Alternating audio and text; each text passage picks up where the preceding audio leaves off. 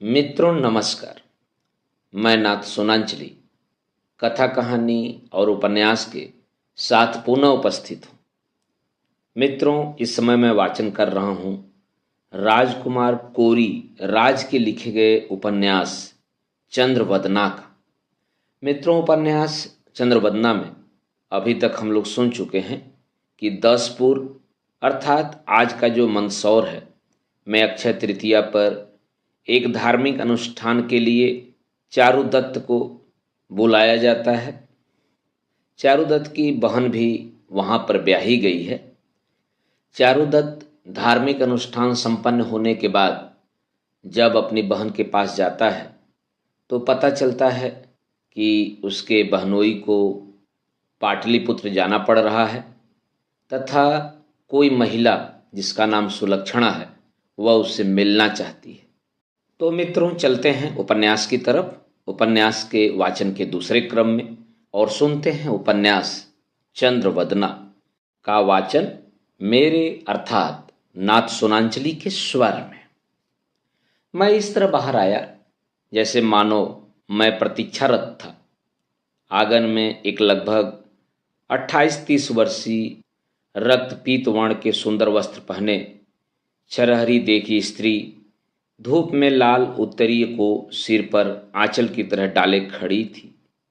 लाल उत्तरीय से छनकर धूप उसके गौर मुखमंडल को ऐसी लालिमा प्रदान कर रही थी जैसे किसी ने दूध में कुमकुम डाल दिया हो। उसके 2 बड़े नेत्र अपलक मेरी ओर देख रहे थे। वह बढ़कर मेरे चरणों में प्रणाम करते हुए बोली, हे आर्य। वह कुछ और बोलती कि मैंने उसे टोकते हुए कहा, कल्याण हो, आइए देवी, भीतर आइए, बैठकर वार्तालाप करते हैं।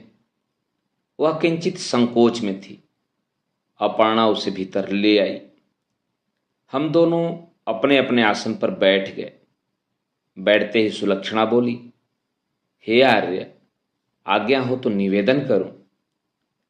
मैं प्रतीक्षारत हूं देवी, निसंकोच कहें, अपना परिचय भी दें। आर्य, मैं अपना परिचय तो दे दूं, किंतु भय है आप मेरी बात पूरी सुने बिना ही मुझे यहाँ से निकाल न दें। निश्चिंत रहो देवी, चारुदत्त स्त्री को पूज्य मानता है।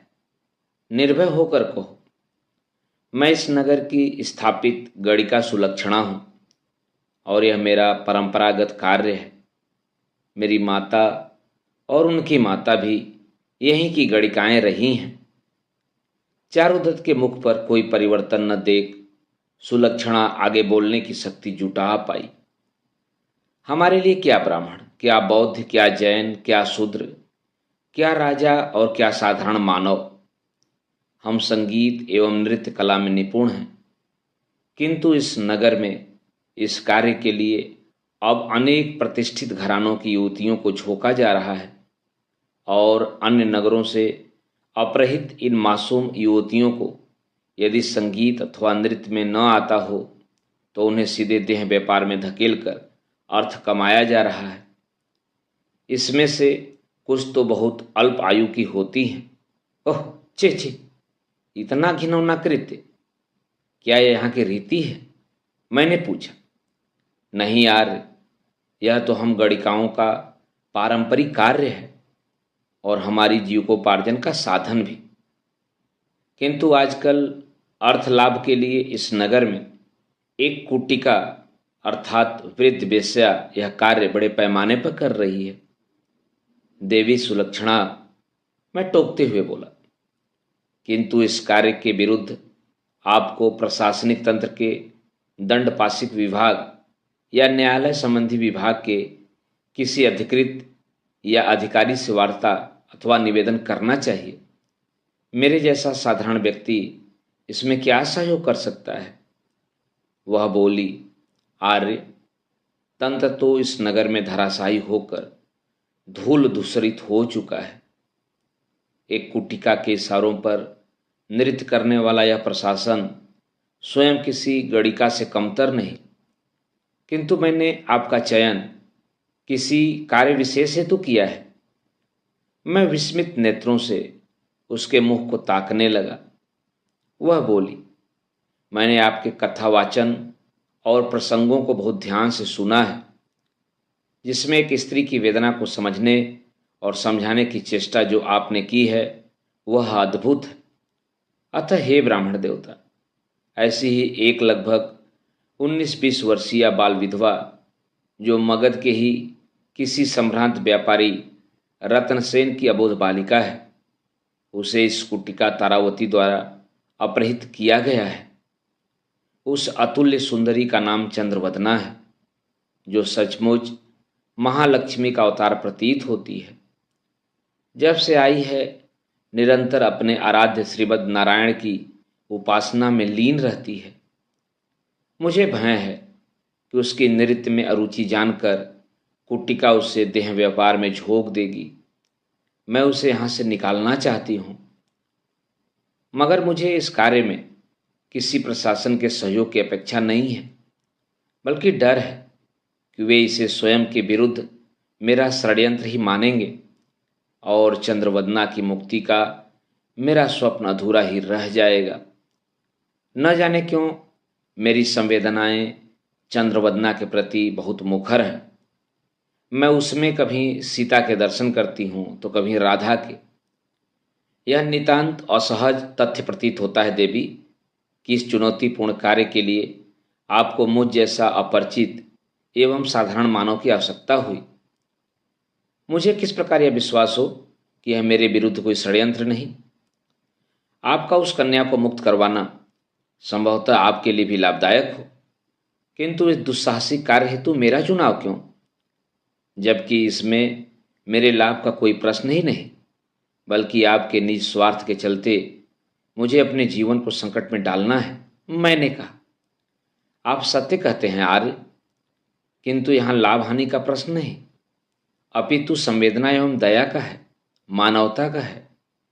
यदि आपकी इसमें सहमति नहीं भी हो तो कोई बात नहीं, मुझे तो यह करना ही है, किंतु इसके लिए मुझे एक सच्चे और मर्मज्ञ व्यक्ति की पुनः खोज करनी होगी। मैं देवी सुलक्षणा के उत्तर से संतुष्ट था। कुछ क्षण विचार कर बोला, बताएं देवी सुलक्षणा, मैं अकिंचन इस प्रयोजन में किस तरह आपकी सहायता कर सकता हूँ। सुलक्षणा मुस्कुरा उठी और बोली, मुझे इसीलिए सिर्फ आपसे ही यह आशा थी ब्राह्मण पुत्र, फिर भी मैं जानती हूँ इस कार्य में संकट और अनावश्यक विपत्ति का सामना हो सकता है। अतः आप आज विचार कर लें, यदि अस्वीकार हो तो भी कोई संकोच का विषय नहीं। इस अभियान में आपकी भागीदारी की सहमति अथवा असहमति कल इसी मंदिर परिसर के द्वार पर आपकी उपस्थिति अथवा अनुपस्थिति से सिद्ध होगी। ठीक है देवी, मैं स्वयं का जीवन धन्य समझूंगा अगर किसी अबला के कार्य आ सका। मैं इस कार्य हेतु आज से वचनबद्ध हूँ। सुलक्षणा को वचन देने के पश्चात मैं किंचित व्याकुल तो था। मुझे अब तक कभी ऐसी असहजता का सामना नहीं करना पड़ा, न ही इस 25 वर्ष की आयु में मेरा ऐसा कोई व्यक्तिगत अनुभव था। मगर मुझे किसी की सेवा का अवसर मिले तो चाहे वह राजा हो या रंग, मानव हो या पशु, पुरुष हो या स्त्री, मैं निज जीवन के साथ तैयार हूँ। फिर तो वह एक दुखी नारी है जिसकी पीड़ाओं का कोई अंत नहीं, फिर भी ईश्वर में उसकी आस्था मुझे किसी प्रहलाद का स्मरण देती है। धन्य हो चंद्रवदना, धन्य तुम्हारा कुल, तुम्हारे दर्शन से ही कदाचित इस ब्राह्मण को मोक्ष मिलने की प्रत्याभूति हो। अपर्णा को वस्तु स्थिति समझाकर मैंने उससे महिष्मती में मेरे माता पिता को मात्र यह सूचना भेजने का आग्रह किया कि किसी आवश्यक कार्य से मुझे वापस आने में 10-15 दिवस का समय और लगेगा और वे निश्चिंत रहें। अगली भोर मैं किसी योद्धा की भांति तैयार होकर बैठा था, क्योंकि मुझे भीतरी शक्ति एवं साहस का अभूतपूर्व परिचय देने हेतु अब प्रतिपल सचेत रहना था। मैंने विशाखदत्त से मिलकर इस विषय में उससे किसी प्रकार की वार्ता करना उचित न समझा। हाँ, अपर्णा को अवश्य ही इस रहस्य की जानकारी थी। अपर्णा असमंजस में थी, किंतु वह मुझे जानती थी कि मैं किसी कार्य से भयवश पीछे हटने वालों में नहीं था। नारी होने के कारण इस कार्य में उसकी मूक सहमति को मैं भाप चुका था। मैंने दान राशि का एक भाग एवं गाय अपनी बहन अपर्णा को भेंट की और शेष सामान प्राप्त घोड़ा गाड़ी में लदवाकर किसी चाकर के माध्यम से महिष्मती भिजवाने का आग्रह किया। दूसरे प्रहर मैं अपर्णा से अनुमति लेकर नवीन मंदिर परिसर की ओर चल पड़ा। सुलक्षणा के कथनानुसार मैं मंदिर के मुख्य द्वार पर प्रतीक्षारत था। थोड़ी ही देर बाद वहां 4 व्यक्ति एक शिविका लेकर पहुंचे और उनमें से एक मुझे प्रणाम करते हुए बोला, हे आर्य, क्या आप ही महिष्मती के चारुदत्त हैं? मैंने सहमति जताते हुए गंभीर मुद्रा में उत्तर दिया, हाँ, नगरगढ़िका सुलक्षणा देवी ने आपके लिए शिविका भेजी है एवं उनके निवास पर आमंत्रित किया है। मैं अन्य किसी बात की अपेक्षा भी नहीं कर रहा था, अतः सहमति दर्शाते हुए कह पड़ा, चलिए। लगभग 1 या 1.5 दंड समय ही व्यतीत हुआ होगा कि शिविका एक विशाल भवन के प्रांगण में खड़ी थी। मैं शिविका से उतरा। द्वार पर आगवानी हेतु देवी सुलक्षणा उपस्थित थी। तुरंत उन्होंने आगे बढ़कर मेरे चरणों में शीश झुकाया और स्वागत करते हुए बोली, हे दत्त, स्वागत है आपका। मैं किसी गणिका के इतने भौतिक संपन्नता भरे जीवन की कल्पना भी नहीं कर सकता था, अतः पूछ बैठा, देवी, यह किसका भवन है? क्या आप यही रहती हैं? हाँ दत्त, यह मेरा ही निवास स्थल है, किंतु आज यह धन्य है, इसे प्रथम बार इतने पावन चरणों की अनुभूति हुई है। वह मुझे भीतर ले गई। बड़े से कक्ष में बैठाकर उसने मुझे कुट्टिका तारावती के भव्य भवन और गणिकाओं, परिचारिकाओं, चाकरों एवं सेवकों की उपस्थिति की अद्भुत जानकारी दी, क्योंकि तारावती का वही भवन सुलक्षणा का भी कार्यस्थल था। मैं भव्य भवन की गाथा से प्रभावित होकर उसकी तुलना किसी राजमहल से करने लगा। यह तो वास्तव में किसी अत्यावश्यक शासकीय विभाग की तरह चौकस, चौकन्ना एवं सेवाओं से भरपूर था। और क्यों न हो, यहाँ बड़े बड़े लोगों का आना जाना था। भवन में जनसामान्य के लिए अलग एवं विशिष्ट व्यक्तियों अथवा धनाढ्य वर्ग हेतु अलग व्यवस्था एवं कक्ष थे। विशाल संगीत एवं नृत्यशाला के कक्ष थे। कुछ अभ्यास के कक्ष थे। इन्हीं कक्षों में गणिकाओं के रहने की भी अतिरिक्त व्यवस्थाएं थीं। जिस कक्ष में चंद्रवदना को रखा गया था, उसका संपूर्ण उत्तरदायित्व मात्र सुलक्षणा और कुछ सेवकों के कंधों पर था, और वह परकोटे के एक अलग भाग में था जहां किसी को जाने की अनुमति नहीं थी। चंद्रवदना के लिए इतनी विशिष्ट व्यवस्था का औचित्य क्या है देवी? मैं सहसा प्रश्न कर बैठा। आर्य, यह धनाढ्य सुसंस्कृत घर की बाल विधवा है और इसकी सुंदरता पर वर्तमान मालवराव भूमिसेन मुग्ध है। उसका कहना है कि उसे केवल उसके लिए ही आरक्षित रखा जाए, किंतु चंद्रवदना जब तक मानसिक रूप से तैयार न हो तब तक वह उसे हाथ भी नहीं लगाएगा। वह उसका मन जीतना चाहता है। अर्थात यह बात तो स्वयं सिद्ध है कि उसके अपहरण में स्वयं अधपति भूमिसेन का हाथ है। मैंने टोकते हुए कहा, निश्चित रूप से, इसमें लेश मात्र भी संदेह नहीं है यार। भूमिसेन इस युग का रावण है। वह स्त्री प्रेमी और देह पिपासु प्रवृत्ति का है। तारावती मात्र एक कुट्टिका नहीं, वरन इस नगर दसपुर की एक बलवती नार है, जिसके चरणों में नगर के ही नहीं दूसरे नगरों के भी विशिष्ट व्यक्ति सिर नवाते हैं। किसी भी प्रकार का कार्य हो वह चुटकियों में करवा सकती है। मैंने प्रतिवाद किया। फिर हम उसके चंगुल से देवी चंद्रवदना को कैसे स्वतंत्र करवाएंगे? सुलक्षणा बोली, मेरे पास इसकी एक योजना है। मेरे माध्यम से भूमिसेन का एक अनुचर संदेश लेने या देने प्रति 3 या 4 दिवस में आता ही है, जो चंद्रवदना से स्वास्थ्य या सुविधा संबंधी समाचार लेकर अधिपति तक गुप्त रूप से पहुंचाता है। इस समय समस्त अधिपतियों अथवा सामंतों की मासिक बैठकें पाटलिपुत्र में चल रही हैं, क्योंकि सम्राट कुमारगुप्त की मृत्यु की सूचना आई है और युवराज भट्टारक स्कंदगुप्त अब निश्चित रूप से महाराज धीराज का पद ग्रहण करने वाले हैं। उन्होंने सारी शक्ति पुष्यमित्रों को हराने में झोंक रखी है।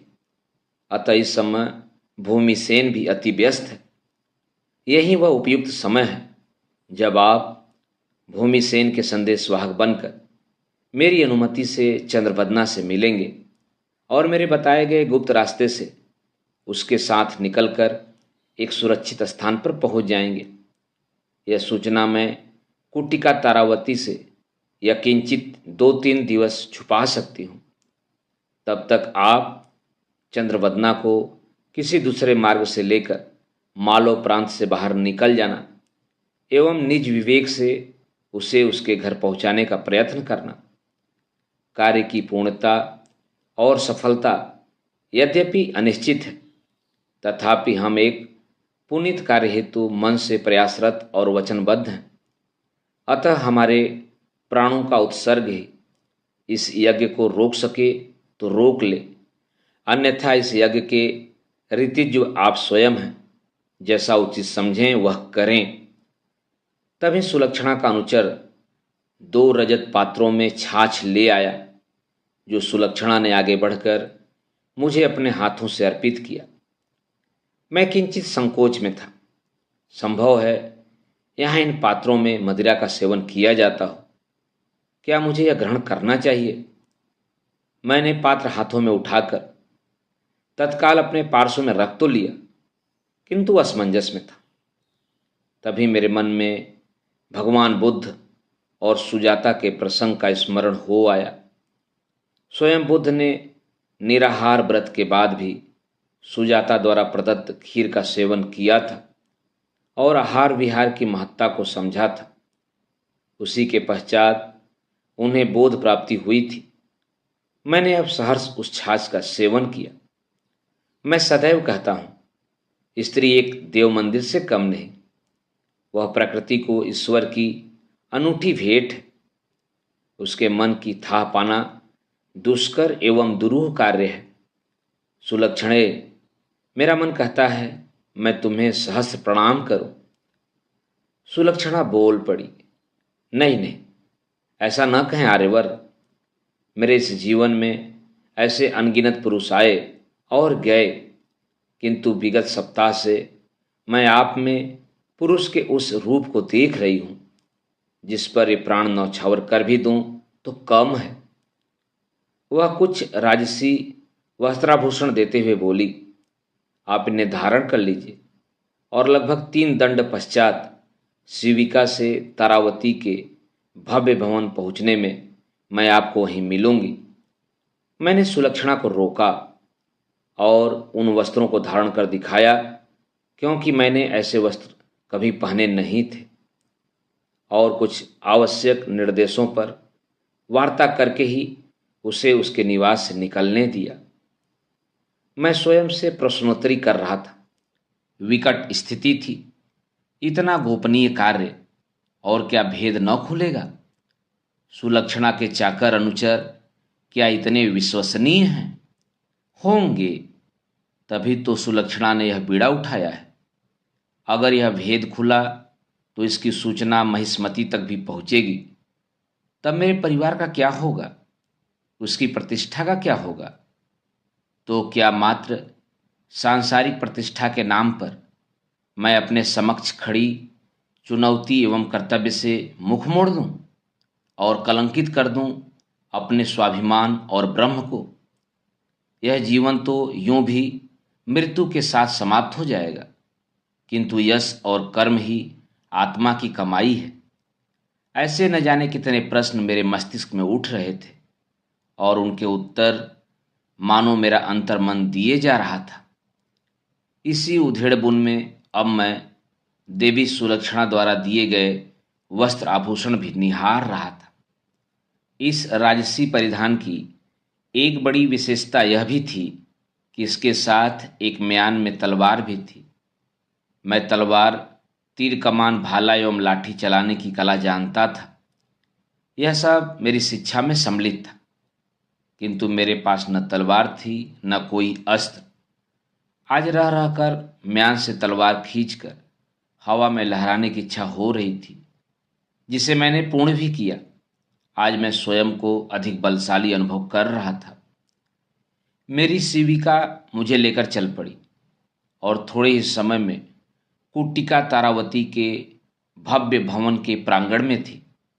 कुछ पुष्पहार की दुकानें, कुछ तांबूल पत्र की गुमटियाँ, कुछ जन सामान्य एवं कुछ अनुचरों से वहाँ चहल पहल सी थी।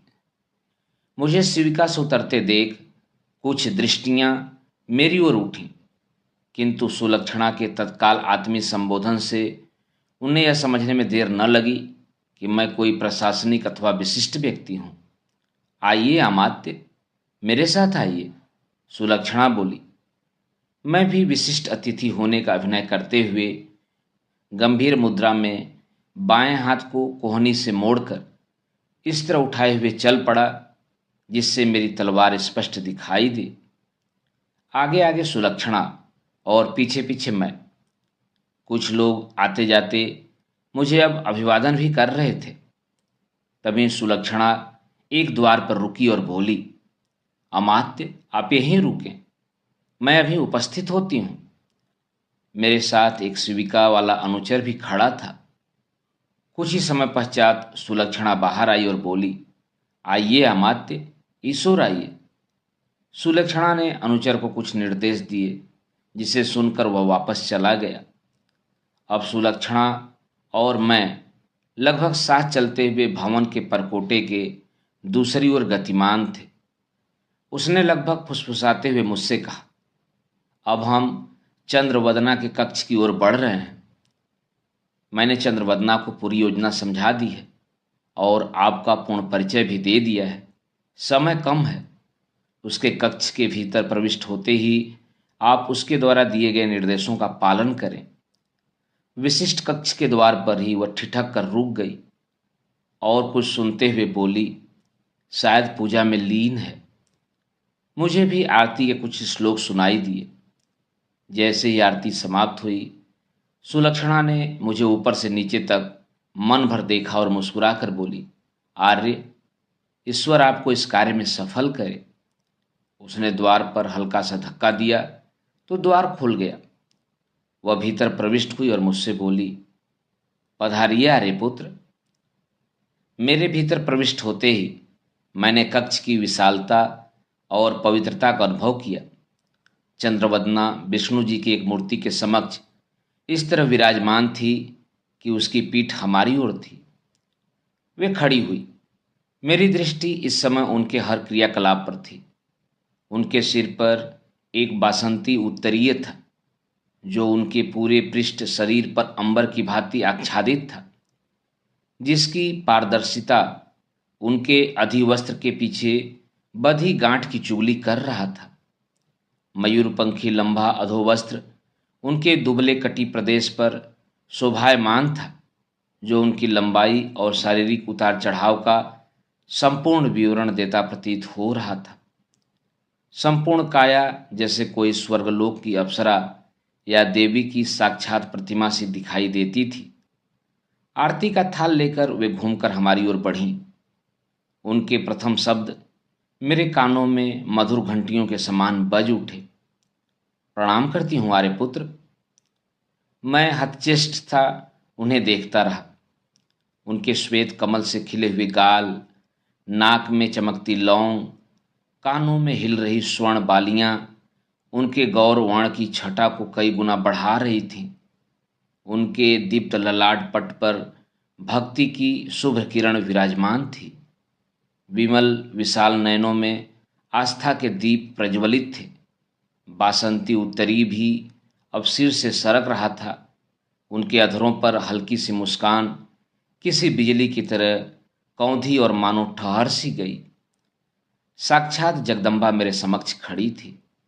उत्तर में मैंने कहा, कल्याण हो।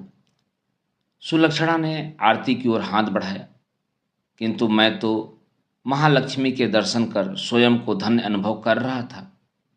सुलक्षणा ने कुछ संकेत और सजल नेत्रों से चंद्रवदना को कुछ समझाया और मेरी ओर भावपूर्ण दृष्टि डाली, किंतु जैसे ही पलकें झपकीं उसके कपोलों पर दो आंसू छलछलाकर इस तरह निकल पड़े मानो किसी सीप से दो मोती अनायास ही निकल आए हों। मैंने सुलक्षणा को प्रणाम किया, जिसके उत्तर में वह आंसू पोंछते हुए बनावटी मुस्कान के साथ शुभ्रम शीघ्र कहते हुए बाहर चली गई। द्वार तक चंद्रवदना भी गई और बाहर की ओर दाएं बाएं सशंकित दृष्टिपात करते हुए भीतर आकर बोली, शीघ्र चलिए आर्य। और कक्ष के पिछले हिस्से में बनी विशाल खिड़की को खोलने लगी।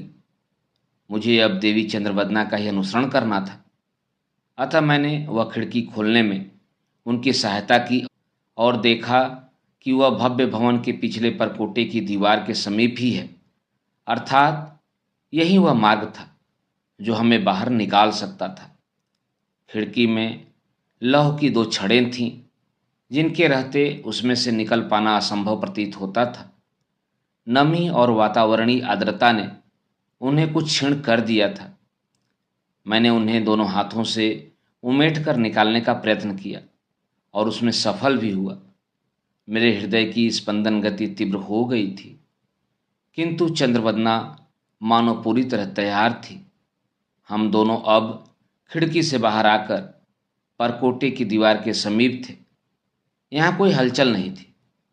कुछ दूरी पर दीवार में एक बड़ा छेद था, जो इस समय दोनों ओर गुल्मों से पूरी तरह ढका हुआ था, जिन्हें हटाते हुए मैं उस छेद से झुककर पहले बाहर निकला।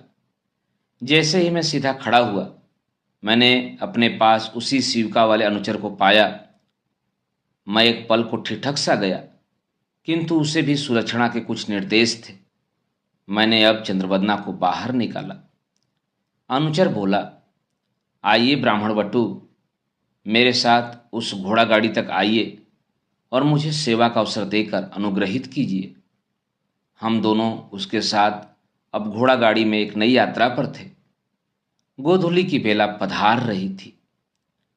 क्षितिज की लालिमा अब यह दर्शा रही थी कि सूर्य देवता अब थक कर विश्राम करना चाहते हैं। गाड़ी कभी सुनसान रास्ते पर दौड़ रही होती तो कभी किसी ग्रामीण परिक्षेत्र से। गाड़ी में ही चंद्रवदना से कुछ वार्तालाप हुआ। दत्त, मेरे कारण आपको अनावश्यक कष्ट का सामना करना पड़ रहा है। मैं स्वयं को लज्जित अनुभव कर रही हूँ, मगर कदाचित मेरा भाग्य ही कृष्ण मसीह से लिखा गया है। मैंने उन्हें बीच में ही टोकते हुए कहा, अरे नहीं देवी, ऐसा कहकर आप मुझे लज्जित कर रही हैं। यह तो मेरा परम सौभाग्य है जो मुझे स्वयं धन्य धान्य की हरि बल्लभी का दर्शन लाभ, सानिध्य एवं सेवा का अवसर मिला है। और मैं अपने भाग्य पर इसलिए भी गर्व कर सकता हूँ कि मैं इस कर्तव्य का निर्वहन करने हेतु योग्य पाया गया हूँ, जो एक पवित्र यज्ञ की भांति है, जिसका मैं ऋतिज्व भी हूँ एवं निज आहुति हेतु तत्पर भी हूँ। हे तत्र भवती, आप मुझे अपनी प्रत्येक पीड़ा कह सकती हैं। अगर आपका हृदय चाहे तो आप मुझे अपना सारा दुख द्वेष एवं यहाँ तक पहुँचने का वृत्तांत भी बता सकती हैं, जिसे समयाभाव के कारण देवी सुलक्षणा मुझे चाहकर भी न कह सकी। चंद्रवदना के कांतिमयी गौरवर्ण मुख पर कुछ विषाद के भाव आए। वे सोच में पड़ गईं। मैं भी कदाचित किसी अदृष्ट पारावार को अकारण ही उलझने का प्रयास कर रहा था। मैंने इस भेद को ताड़ते हुए कहा, अगर आप न चाहें तो मेरे कर्तव्य हेतु यह सब जानना आवश्यक भी नहीं। नहीं नहीं दत्त, मैं तो यह सोच रही थी कि आरंभ कहाँ से करूं, और कहने लगी। मित्रों, अभी आप सुन रहे थे उपन्यास चंद्रवदना का वाचन मेरे अर्थात नाथ सुनांजलि के स्वर में। मित्रों, उपन्यास चंद्रवदना के आगे के भागों का वाचन आप मेरे वाचन के अगले क्रम में सुन सकते हैं। तो जुड़े रहिए कथा कहानी और उपन्यास के साथ। धन्यवाद। नमस्कार।